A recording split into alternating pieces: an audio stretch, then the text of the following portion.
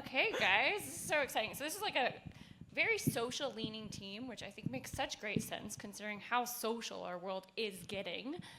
So I'm excited to hear from you all today. Can I start with a couple of introductions? Tell us who you are. Me first. Yeah, sure. Yes, hello everyone. I've talked to quite a few of you, but for those who I haven't spoke to, my name is Kim Tipton, Senior Social Media Manager at Kimberly-Clark. I specifically support our family care brands, a couple indie brands, Kleenex, Cottonelle, Viva paper towels, so, you know. Amazing. So I'm Megan Levy. I lead social and influence at Nestlé Health Science. My specific remit is professional supplements and medical nutrition brands. And it's great to see all of you and meet you and be kind of up here. It's fun. Hi, I'm Jason Berk. I'm the VP of Digital Marketing and Media for LALO Spirits, which makes LALO tequila. And I think as of about 3 days ago, I'm also doing that for Tito's Handmade Vodka. Woo-hoo! Nice. Congratulations. That's exciting. Did you bring samples?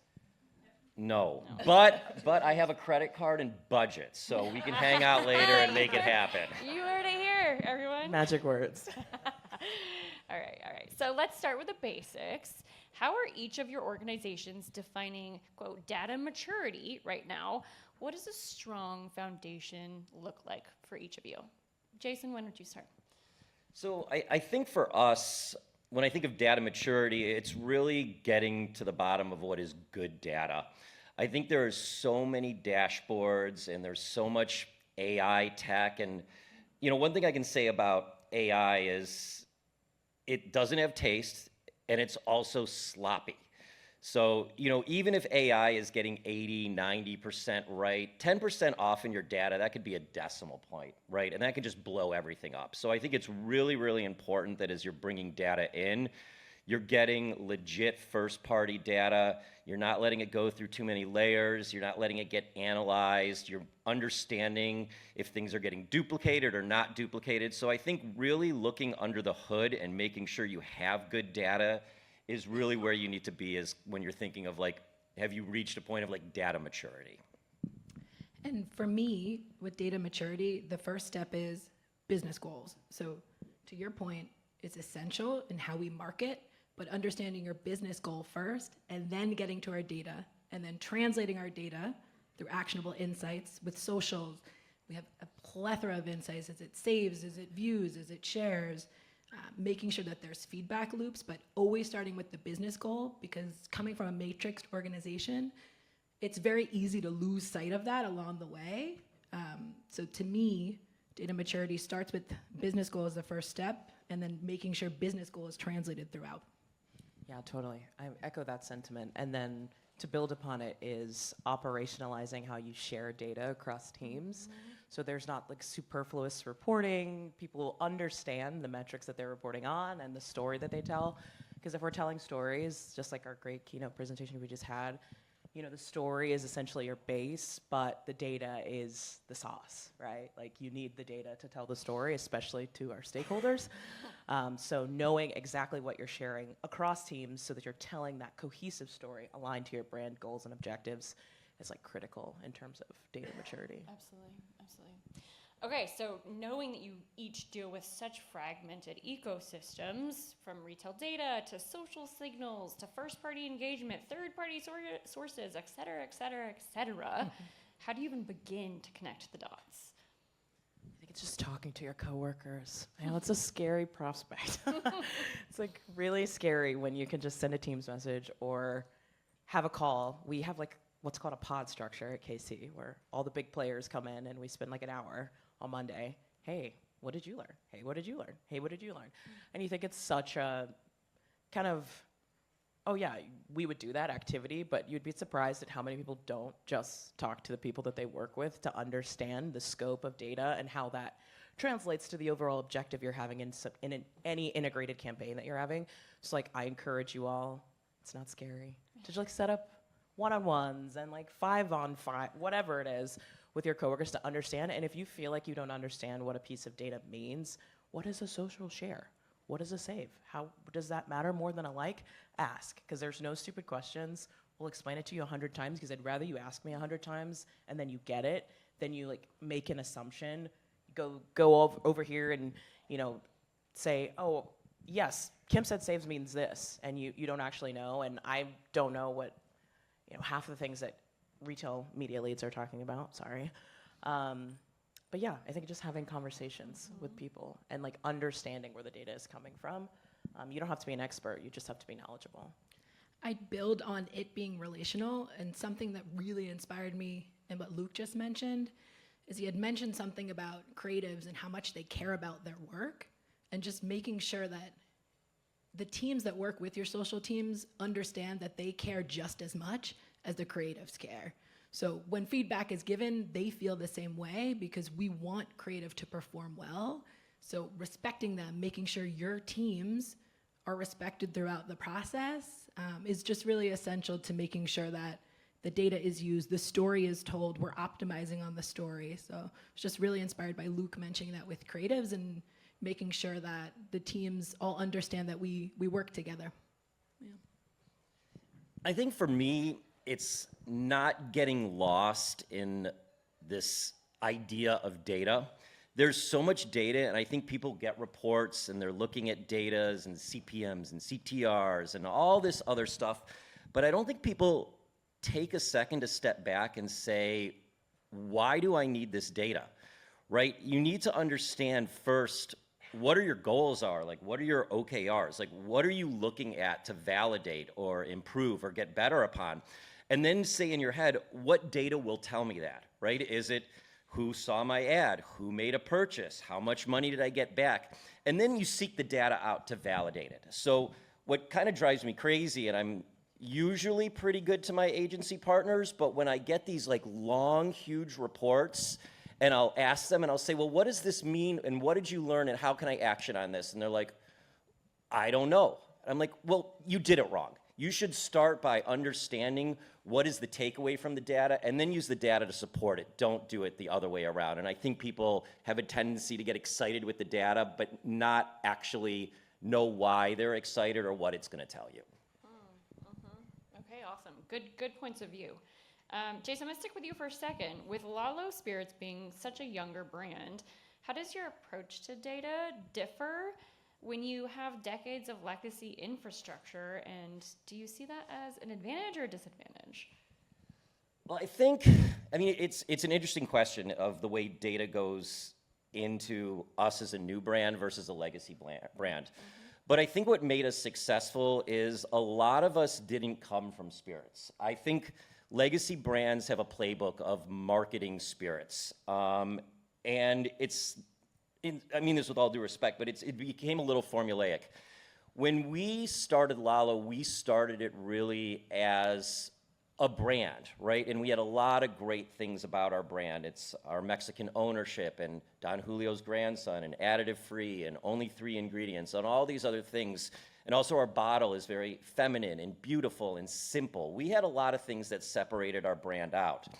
So when we started approaching the marketing and understanding what was working and what wasn't, is we use social a lot to put out to different audiences and see what's driving engagement. So we started like getting data back of being like, people in the fitness community really like it because tequila was having a moment of being considered the healthier spirit, and we were additive free. We also found that most spirit companies, they market to men, but we were finding women were increasingly engaging with our ads and kind of getting driven down the funnel. So we always like to use the data to kind of prove out. We would do a ton of different creative, some with men, some with women, some looking Mexican, some with the bottle.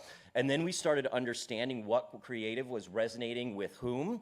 And then we started just adding fuel to the fire. So that data was really, really good at proving things out beyond like focus groups and things like that. Like we put a ton of stuff out. Like if someone sees an ad we don't want to run with, that's fine. We won't do it anymore. But when we find the stuff that works, it is so helpful to find the match between the creative, the messaging, and the people we're targeting. Beautiful.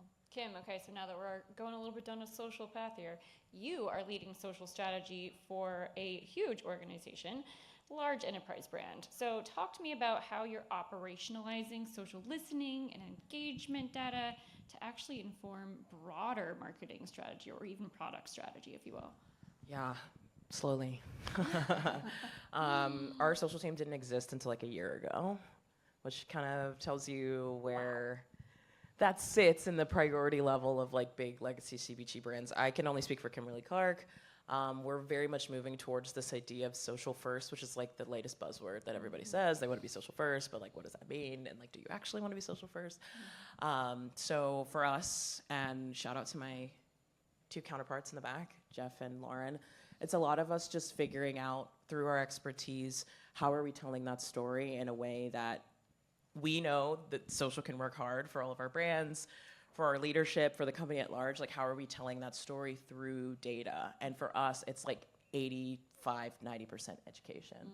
So we're having to start with like the most basic forms of, this is how the algorithm works. Interest-based posts do this, and shares are greater than comments, which are greater than likes, but TikTok's a little bit different than Instagram. That's a little bit different of how you look at a completion rate versus an explorer and non-follower distribution. And all of that probably means a lot of nothing to a lot of you in here, but it's the foundation of, again, how you tell that story and you get people to buy into the strategies that you're building. Is you take the data, you post a lot of content, you take the things, the signals that you learn from the audience, from the creative, from the completion rate, from the share rate, from the average watch time.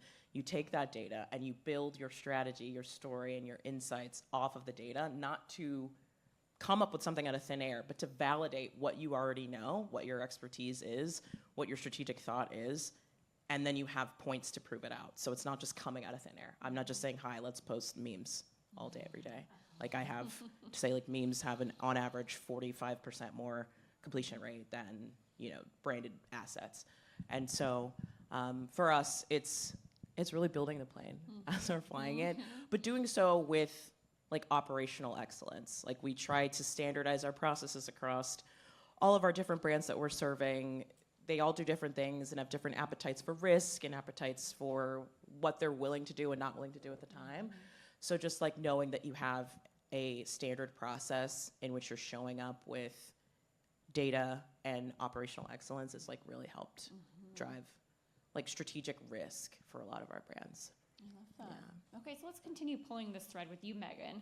Coming from a matrix organization as you do, you sit at the intersection of many different categories and audiences. How do you ensure data isn't siloed by brand or by business unit, but instead used to inform the bigger picture? Yeah, so where I sit, like I mentioned earlier, it's from a digital excellence standpoint, and it's our asset because there's a social team, there's a digital team, there's a brand team, there's a regulatory, legal, and insights team. So the way that I can weave the stories through is by using that asset of our center of excellence to our benefit. So like Kim mentioned, it's continuing to have those conversations, but how I've put it into practice with one of my brands in particular. So I work on Pure encapsulations. I'm not sure, are you guys, has anyone heard of Pure? I see a significant amount of nods. Yes. So Pure encapsulations, it's the #1 recommended healthcare practitioner brand. For the first 25 years of our 30-year legacy, we were only available through your healthcare practitioner. The last 5 years, we've opened up our direct-to-consumer line of business. Within those last 5 years, we've been the #1 supplement brand on Amazon. So Pure has a really unique legacy. And so the way that I bring our content strategies to life is understanding and respecting that legacy with our B2B2C business model, personalizing our content and making sure that we optimize using reports, but not disrespecting the great legacy of that brand. And statistics are what prove it out. So we've been working on LinkedIn for the past 2 years. We bring in practitioner leads. Those practitioner leads are high quality, and those have been converting to sales. With paid social, our ads have a 5-to-1 ROAS on Meta. That's an extremely strong proof point that allows us to continue to optimize as we go. And those are just a couple examples of things we've been doing within the ecosystem, testing each platform and making content that resonates on each platform, not just a one-size-fits-all content experience, which it can be really easy to do at a matrix organization. So optimizing as we go, testing different platforms and using the data in those conversations across different stakeholders and speaking different ways to those stakeholders, knowing that they all react differently to data. Okay, so you kind of teased this out, but I'm curious to get more pointed with this. What are some of the most valuable leading indicators you look for in the data when it comes to predicting conversion or brand lift? Yeah, so my team and I look very deeply at sentiment, but it used to be just positive, neutral, negative. It's not that anymore. We take sentiment as a leading indicator for what type of content we should be making next. With influence in particular, we have healthcare practitioner influencers talking to their peers, so there's peer-to-peers, and when we see comments from them, we will then use them in future ads if it's another healthcare practitioner. So that's a leading indicator this ad is working. With our consumer marketing, a leading indicator is the comment sentiment, but also the shares, the likes, the views, the saves. We use our direct message box with peer encapsulations in particular. There are thousands in there a day. So it's making sure that we are using human intelligence to look through those messages, actioning those messages, and turning the relevant pieces of the relevant comments back into creative. So it's doing as much as we can with the data thoughtfully, and that's a point I just want to nail. It's knowing how much is out there, seeing what comes back, and actioning it in future creative, but doing it in a thoughtful way per platform, because it comes in different ways. As we know, social, one week you're getting a message in a DM, the next week you're now no longer able to collect data that way. So being nimble too. And not letting the data lead, but let it being a compass. You have to, I really very feel strongly about like your gut and your sense of strategic vision and thought process being the lead. Like that's what's going to bring the uniqueness and the creativity. But the data is your compass, right? For me, Google Maps. I live in New York City. There's a million things everywhere. I'm not afraid to pull out my Google Map and say, I have no idea where I'm going, right? So your data is the compass, right? It's gonna lead you in the right direction. It allows you to take strategic risk. Strategic risk for legacy brands, I think, is like the headline, because you're not gonna get like a 100-year-old brand like Kleenex to like go out and do a Cardi B partnership overnight. They'll never do that. But you can get them to take small strategic jump off points. We're doing like a Wicked thing this week, right? Would have never done that a year ago, right?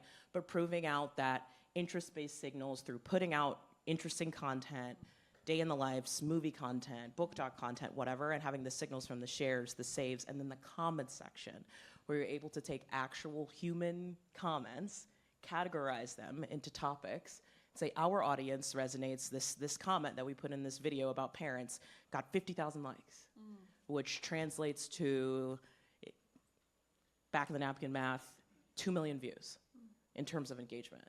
So, that's a sector that our audience likes to see us in. Let's double down and make more parent content. Let's make more pet content. Because social, here's my soapbox, is like the creative testing ground. It's like low stakes, low risk. The worst thing is people hate that, take it down. No one will think about it again. But then people love it. You go totally viral. You're like, oh, we found our spark. And that's how like the Dunkins and the Poppies and the Doves and all of these like big name brands, you know, the Wendy's of the world, that's how they come to fruition, is because they are strategically risky when it comes to content and creative, and they learn that through data signals. Yeah. Dunkin' is my favorite. I know, my absolute favorite. Spidey specifically. Jason, how does this look for you? Leading indicators of success, data versus gut. Talk to us a little bit about your point of view on this. Well, so it's harder for spirits because we don't have full visibility into the whole funnel. Like we really can't get any data back from our retailers that connects to our marketing. But I think from leading indicators, I'm trying to think like what we look at. So we don't do too much gut-based marketing. I think we at the beginning kind of set what we thought was interesting about our brand and what was special about our brand. And we kind of anchored that as pillars. And then I think we would test that and iterate different variations of that. So again, like if a pillar is our Mexicanness, we would then test and see what is leading to clicks. Or as we drive from top to mid-funnel, where the engagements are happening. So I don't think it's necessarily leading indicators for us. It is, we do start with a gut. We start with what we have, and I think that's important for every brand. Like, what's good about your brand? What's different about your brand? And then use the data to test to see if the way you're conveying and presenting that brand is resonating. Because, I mean, everyone has brands that are successful here, so there's something good about your brand. And then it's using the data to make sure that your messaging about the brand is resonating with your audience. Yeah, that makes sense. You're 3 days in. What's the plan for Tito's? No, it is way too early for that. But I can tell you, it's a whole nother thing, because where LALO was a brand new, disruptive, kind of once in a 10-year brand, Tito's has become almost like a Kleenex. You know, it is ubiquitous. It is almost synonymous with vodka. So it's a little scary, because it's the biggest spirit brand in the United States. You think of any alcohol brand, any bottle out there, there's nothing bigger than Tito's. So, you know, we're at the top, which means there's really nowhere to go but down. And Tito's not about making innovations about this. So we really need to figure out is how do we keep interest from our consumers to stay interested, continually introduce Tito's to younger audiences so we can build that loyalty, be defensive as other Austin-based vodka brands are coming up and who they're talking to, and are they taking market share? And also just not taking anything for granted, right? Like, sure, everyone knows Tito's now, but that can change. So we don't ever really want to take our foot off the gas and be complacent in that. So I'm 3 days in, but I'm thinking there's stuff that's keeping me up at night. It's like, all right, what do I do with this brand, and how do we figure out what's working, what's not, where's the risks, where's the opportunities? And that's where data will come in. Cool. Thanks for sharing. All right, one question before we head over to the audience for your Q&A. If you could give one piece of advice to marketers who are still struggling to make their data actionable, what would it be? I think it is exactly what Jason said, is allow the data to prove out an insight, an idea, a concept, hypothesis. Go back to your basic 6th grade scientific method, and you think something, let the data validate it. Don't take data and say, okay, I found maybe this out of the data. It needs to start from some sort of spark, right? It needs to start from somewhere. You need to validate it or prove it wrong through the data. You shouldn't be doing that backwards. And then bonus thing is talk to your coworkers. Talk to your cross-functional partners. Talk their ears off about data. If you don't understand data, ask them questions. If you think they don't understand your data, answer questions that they might not have the courage to ask, because I mean, understanding is like the first point in being able to tell that story that's going to optimize your campaigns. And my advice is don't get discouraged.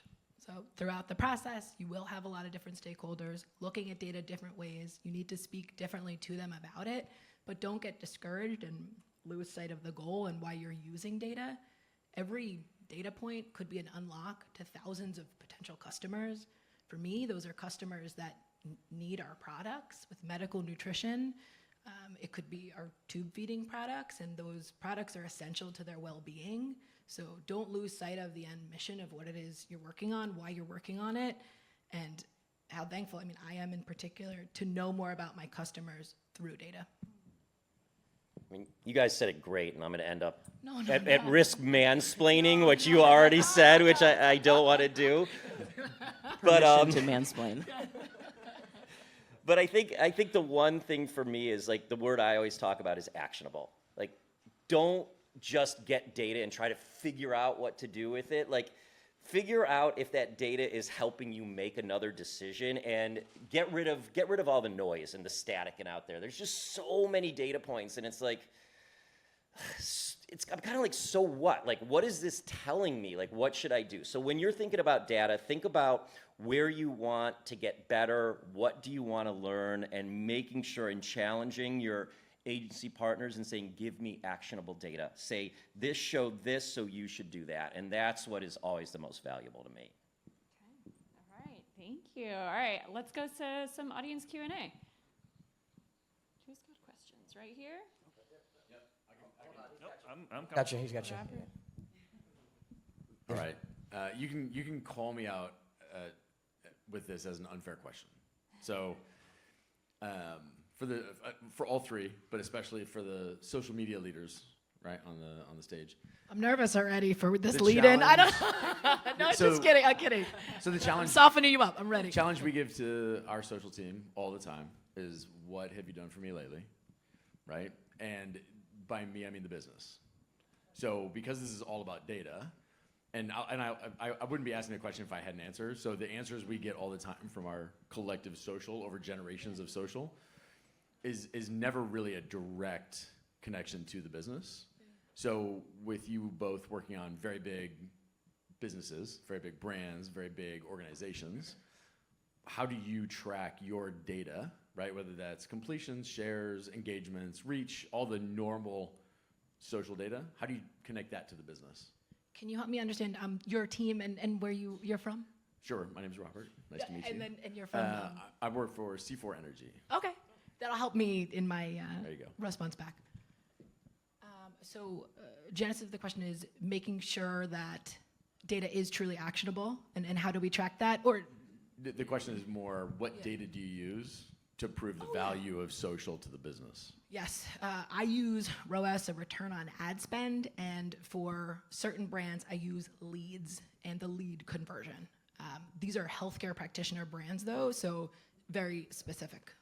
And I just want to hop in because my question back to you is why do you have an organic social strategy, and what do you want to get out of it? That was what I was going to ask. What's Sorry. what's the business objective for your strategy? Do they know? So that is literally the back and forth, right? The business objective for our organic strategy is to build the brand, right? Build the community. Totally. And that's their objective. Their objective, and the challenge, and that's great. And they get funded, and they have great freedom to do so. And the backside of that is then, now what is that doing for our business? Right, like, So so- if that collective social team says, I need $1 million next year. Totally. I'm like, great. Like, Yeah. what do I get? Right. Like, yeah. I know what you get, but what do we get? And so that's always the back and forth, right? Like, they know their objective is to grow the community, to make sure the community is engaged, make sure that we have like real followers, and make sure that that goes well beyond an organic Instagram page, right? Into test and learn and A/B test and any emerging technologies and platforms. But the back is always, now prove it. And Yeah. because it's about data, I thought I'd ask if you guys have ways that you've proven it. Yeah, for sure. I would encourage you to encourage them to do a strategy on a page. I've done this for all of my brands where I take the brand vision, objective, what the brand is standing for, the marketing vision, objective, what are we even doing with all of our marketing, where is social fit in that, what's our role, what's our reason to be, and then how do we track it? So for Kleenex, it is relevance and resonance. What does that mean in terms of data? Relevance, engagements, likes, comments, shares. Resonance, sentiment. We do a lot of proactive commenting. We have over, I think at this point, 200,000 engagements just from being in the comments section of our CM team going out and just like being in the world as a brand with our voice. And that, again, it's back of the napkin math, but the amount of engagements you get on a comment, 50,000 likes, 3 million views if you were to put that in a feed. So you have to encourage them to find ways to systematize, operationalize the actions that they're taking and tell that story. Because there are ways that they can show you that they're driving relevance and resonance if that is where it sits in your consumer journey and your funnel. We sit top of the funnel on Kleenex, and so we're trying to drive brand relevance, we're trying to drive brand resonance. I help the team define what those numbers are. Does their GM like that? Cool, we're good. We're gonna report on this on a monthly, quarterly, and annual basis, and we're able to show year over year how that growth has driven like affinity for Kleenex at large. So I think it's like getting tighter on what are we here for, and then how do we define what we're here for? Amazing. Hey, I'm Jesse. I work at Raptive. I think one of the questions that I have, in knowing that all of you kind of sit in the space of social and pulling out your own brand creative, but sometimes you need to externalize those voices with influencers and creators.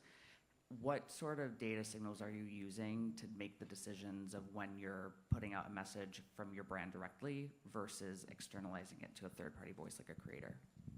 For my brands with creators, what's really important with both medical nutrition brands and the premium supplements, and they're at different lifestyle stages, so in different brand maturities, it's making sure that content is used in other forums other than social. So it's used in paid social. We use the ROAS, the reach, the awareness, the engagement, the sentiment. It's also used in our CRM, so it's used in our loyalty marketing. We get back data from that. It's also used in some cases for some brands on our Amazon PDP pages. So we get data from our Amazon partners that tells us how many clicks that piece of creative might have gotten or might have led to within that time frame. So whereas when I started 15 years ago, it was initially, there wasn't a lot of data. So it was a lot of me advocating for why social matters. And now I can use the connection points of the other teams, my CRM and loyalty lead, my paid search and SEO lead, put social ads and display campaigns. So it's making sure that we use social data in addition to data on other ends of the business with creators. And so that content goes into that different media mix. It's been a journey for us as of late, because it can be difficult to get the teams together, but at the same time, once you get them excited about creator and what creator really means, it becomes a lot easier. Yeah. And I think for us, like, I love creator strategy because I look at two things. I look at us as a brand, what can we say as a brand? And it's kind of corporate, right? We're an aspirational kind of luxury brand. So we have to be careful in our comms, and a lot of stuff that would come from us would feel like an advertisement and be a little boring. So when we look at creators, we're very kind of surgical in the audiences that we want to reach. So the first thing we like to do is look at who within specific audiences, what creators are resonating within their communities. So for us, it could be mixologists or agave influencers, like I said, high-end fitness, so fitness influencers, which could be trainers at Barry's or LALO or things like that, or athletes.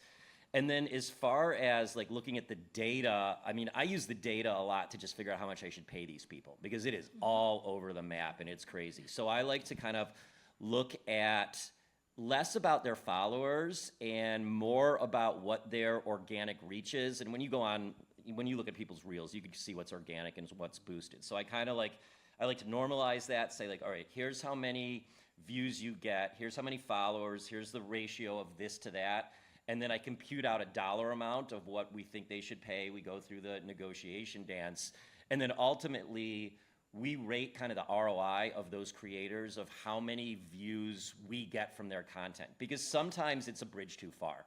Like sometimes let's say they're a cooking influencer and we want them to do something and they make a drink recipe for us. Well, all their followers are just interested in cooking. So we push them to go too far outside of what their audience is really interested in, and that's how we know.